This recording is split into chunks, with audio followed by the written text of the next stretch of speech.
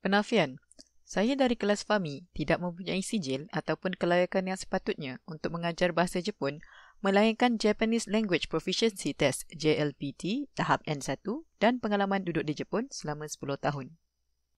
Sila teruskan menonton atas risiko anda sendiri. Harap maklum. Assalamualaikum warahmatullahi wabarakatuh dan salam sejahtera. Dalam video ini saya ingin berkongsi tentang tips untuk yang baru hendak memulakan belajar bahasa Jepun. Yang pertama, tips 1, jangan sentuh romaji. Apakah itu romaji? Romaji ialah bahasa Jepun yang ditulis dengan abjad ABC. A, B, C, D, E, F, G sampailah ke Z. Itu adalah romaji. Sebagai contoh, Watashi wa gohan ga suki desu. Watashi wa gohan ga suki desu. Yang bermaksud saya suka nasi ataupun saya suka makanan. Di atas ni ialah tulisan dalam bahasa Jepun yang menggunakan tulisan kanji dan hiragana. Yang di bawah ni yang menggunakan ABC inilah romaji. Watashi wa gohan ga suki desu.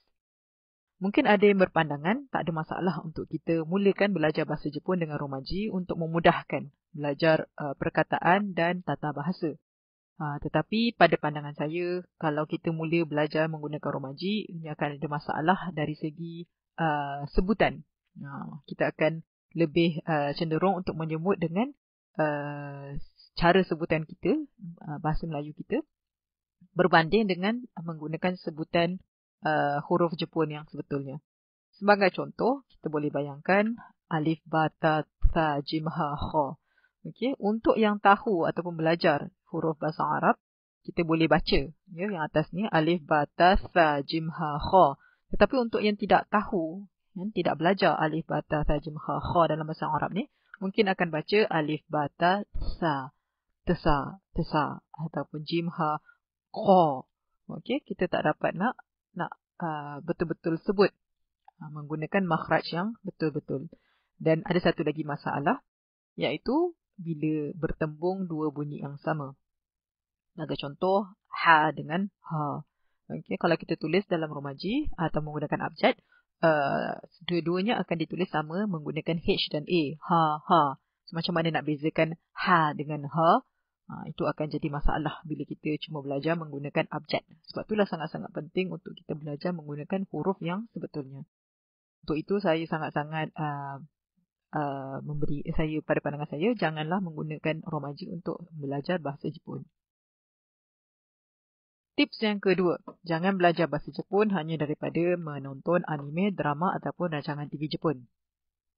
Kerana apa? Kerana dalam rancangan-rancangan seperti ini banyak mereka menggunakan singkatan. Okey, menggunakan singkatan sama juga dengan kita. Beza bahasa baku Melayu dan bahasa Melayu baku dan bahasa percakapan.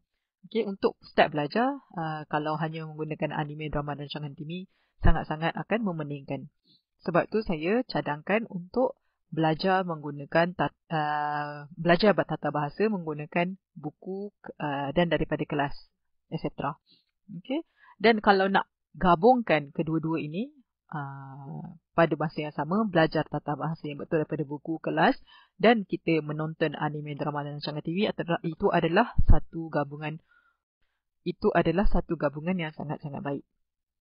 Kerana kita akan dapat belajar tata bahasa yang betul dan pada masa yang sama dapat juga belajar penggunaannya dalam seharian orang Jepun. Seterusnya, tips yang ketiga, jangan degil sangat lidah. Hendaklah kita cuba tiru cara sebutan orang Jepun dengan betul. Okey, sebagai contoh, huruf ra, ri, ru, re, ro bukanlah R kita. Okay, bukanlah R kita. Ianya adalah sebutan di antara huruf L dan R. Huruf L dan R. So, sebagai contoh, gambaru. Gambaru. Okay. Bukanlah ru.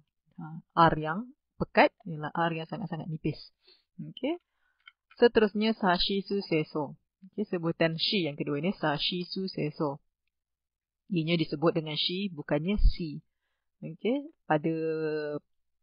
pandangan saya, untuk orang Melayu tak ada masalah untuk kita sebab lidah kita alhamdulillah sangat-sangat lembut. Boleh tiru kan bacaan ataupun sebutan negara lain, bahasa lain dengan sangat-sangat mudah. Tapi ada orang-orang dari negara lain di luar sana ada masalah untuk sebut she ni. Dia akan disebut sebagai si. So itu satu benda yang perlu diambil kira. Dan seterusnya zajizu zezo. Okay. Zajizu zezo. Ada orang-orang di luar sana, luar negara lah, negara lain, ada masalah untuk sebut zu. Dia akan sebut sebagai ju. Okay. So ini satu lagi. Kemudian yang terakhir sekali ialah tachitsu teto. Tachitsu. Okay. Tse. Sebutan tse. Saya pun rasanya tak dapat sebut dengan betul-betul perfect, dengan sempurna. Tetapi bolehlah kita try kan untuk sebut dengan tse. Okay. Bukan chu. Ada keturunan orang-orang di luar negara sana yang tak boleh sebut tse ni. Mereka akan sebut sebagai chu. Itu adalah satu-satu lagi benda yang kita kena ambil perhatian. Dan alhamdulillah saya sebut sekali lagi, setakat ini antara orang-orang Melayu yang saya jumpa tak ada masalah untuk sebut sebutan bahasa Jepun dengan sangat-sangat baik. Maka bolehlah kita try untuk tiruan betul-betul cara sebutan orang Jepun dengan semaksimal mungkin. Okay, akhir sekali, apa yang saya sebutkan dalam video ini adalah pandangan peribadi saya sendiri. Of course, you can beg to differ. No problem at all. Sebab ada je orang yang belajar dengan romaji dan bahasa Jepun dia sangat hebat. Tak ada masalah. Kemudian untuk yang rasa bukanlah satu masalah untuk kita berbahasa, menggunakan bahasa lain, bahasa Jepun, bahasa Inggeris, menggunakan intonasi bahasa asal sendiri. Untuk yang rasa tiada masalah. Dan sebagai contoh, watashi wa sou omoimah. Okay, untuk yang rasa macam tak ada masalah untuk menggunakan intonasi seperti itu, of course you can suit yourself. Tak ada masalah sedikit pun kalau sampai bahasa apa yang kita nak sampaikan kepada orang Jepun, tak ada masalah lah kalau nak mengikut intonasi bahasa asal sendiri. Untuk saya pula, saya rasa sebab kita dah belajar sesuatu bahasa itu adalah sangat penting untuk kita cuba menguasai bahasa itu semaksimal mungkin, termasuklah intonasi dia. Termasuklah intonasi bahasa tersebut sekali. Okay, so bila saya berbicara, saya akan cuba sedaya mungkin untuk mengikut. Kalau saya cakap dalam bahasa Inggeris, saya akan cuba mengikut cara orang Inggeris bercakap. Dan kalau saya berbicara dalam bahasa Jepun, saya akan cuba sedaya upaya untuk bercakap mengikut bahasa cara orang Jepun berkata-kata. Itu bukanlah bermakna saya membuang identiti saya sebagai orang Melayu. Saya juga tiada masalah untuk bercakap dengan bahasa Melayu dengan fasih. So saya rasa dah alang-alang kita belajar salah satu bahasa, apakah salahnya untuk kita menguasainya dengan perfect, sempurna, kampeki. Hai. Okey, itu sahaja untuk kali ini. Terima kasih. Romaji ialah bahasa Jepun yang ditulis dengan abjad ABC. A, B, C, D, E, F, G sampailah ke Z. Itu adalah Romaji. Sebagai contoh, watashi wa gohan ga suki desu. Watashi wa gohan ga suki desu. Yang bermaksud saya suka nasi ataupun saya suka makanan.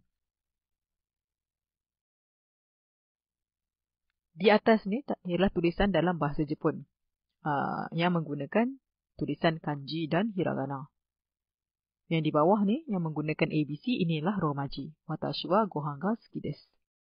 Mungkin ada yang berpandangan tak ada masalah untuk kita mulakan belajar bahasa Jepun dengan Romaji untuk memudahkan belajar perkataan dan tata bahasa. Tetapi pada pandangan saya, kalau kita mula belajar menggunakan Romaji, ini akan ada masalah dari segi sebutan.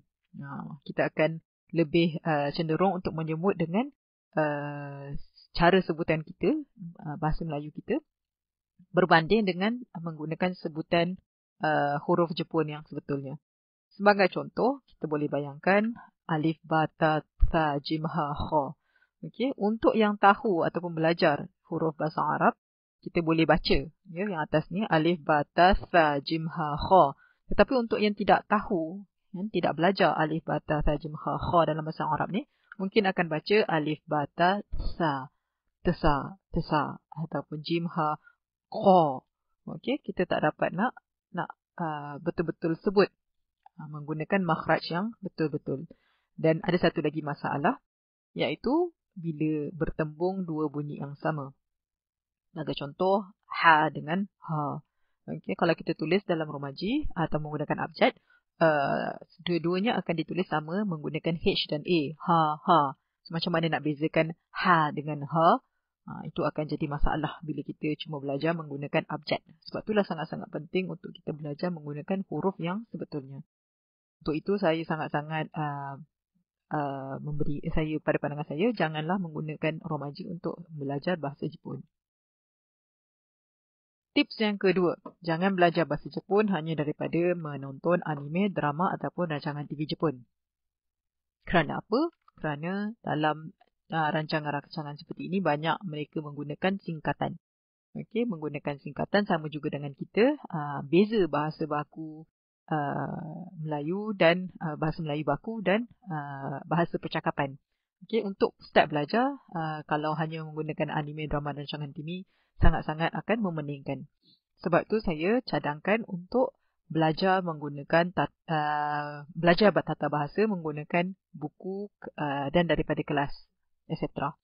Okey, dan kalau nak gabungkan kedua-dua ini pada masa yang sama, belajar tata bahasa yang betul daripada buku kelas dan kita menonton anime, drama dan rancangan TV, itu adalah satu gabungan. Itu adalah satu gabungan yang sangat-sangat baik.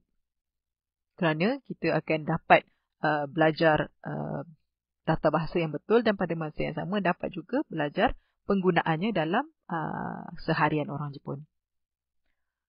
Seterusnya, tips yang ketiga, jangan degil sangat lidah.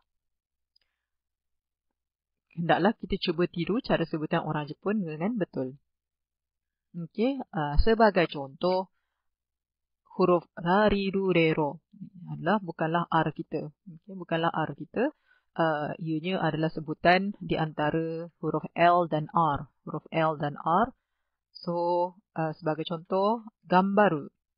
Gambaru. Okay. Bukanlah ru. R yang pekat, ialah R yang sangat-sangat nipis. Okay. Seterusnya, sashisu seso. Okay, sebutan shi yang kedua ini, sashisu seso. Ianya disebut dengan shi, bukannya si.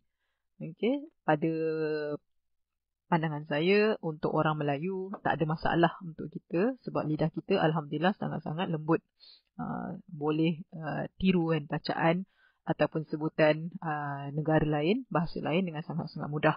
Tapi ada orang-orang dari negara lain di luar sana ada masalah untuk sebut she ni. Dia akan disebut sebagai si. So, itu satu benda yang perlu diambil kira. Dan seterusnya, zajizu zezo. Okay. Zajizu zezo. Ada orang-orang di luar sana, luar negara lah, negara lain, ada masalah untuk sebut zu. Dia akan sebut sebagai ju. Okay. So, ini satu lagi. Kemudian yang terakhir sekali ialah tachitsu teto. Tachitsu. Okay. Se, sebutan se. Saya pun rasanya tak dapat sebut dengan betul-betul perfect, dengan sempurna, tetapi bolehlah kita try kan untuk sebut dengan se. Okay. Bukan chu. Ada keturunan orang-orang di luar negara sana yang tak boleh sebut se ni. Okay, mereka akan sebut sebagai chu. Itu adalah satu-satu lagi benda yang kita kena ambil perhatian. Dan alhamdulillah saya sebut sekali lagi, setakat ini antara orang-orang Melayu yang saya jumpa tak ada masalah untuk sebut sebutan bahasa Jepun dengan sangat-sangat baik. Maka bolehlah kita try untuk tiruan betul-betul cara sebutan orang Jepun dengan semaksimal mungkin. Okay, akhir sekali, apa yang saya sebutkan dalam video ini adalah pandangan peribadi saya sendiri. Of course, you can beg to differ. No problem at all.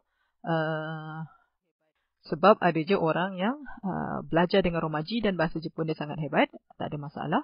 Kemudian untuk yang rasa bukanlah satu masalah untuk kita berbahasa, menggunakan bahasa lain, bahasa Jepun, bahasa Inggeris, menggunakan intonasi bahasa asal sendiri.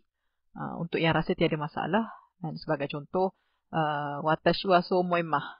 Okey, untuk yang rasa macam tak ada masalah untuk menggunakan intonasi seperti itu, of course you can suit yourself. Tak ada masalah sedikit pun kalau sampai bahasa apa yang kita nak sampaikan kepada orang Jepun tak ada masalah lah kalau nak mengikut intonasi bahasa asal sendiri. Untuk saya pula, saya rasa sebab kita dah belajar sesuatu bahasa itu adalah sangat penting untuk kita cuba menguasai bahasa itu semaksimal mungkin, termasuklah intonasi dia. Termasuklah intonasi bahasa tersebut sekali. Okay, so bila saya berbicara, saya akan cuba sedaya mungkin untuk mengikut. Kalau saya cakap dalam bahasa Inggeris, saya akan cuba mengikut cara orang Inggeris bercakap, dan kalau saya berbicara dalam bahasa Jepun, saya akan cuba sedaya upaya untuk bercakap mengikut bahasa cara orang Jepun berkata-kata. Itu bukanlah bermakna saya membuang identiti saya sebagai orang Melayu. Saya juga tiada masalah untuk bercakap dengan bahasa Melayu dengan fasih. So saya rasa dah alang-alang kita belajar salah satu bahasa, apakah salahnya untuk kita menguasainya dengan perfect, sempurna, kampeki. Hai. Okey, itu sahaja untuk kali ini. Terima kasih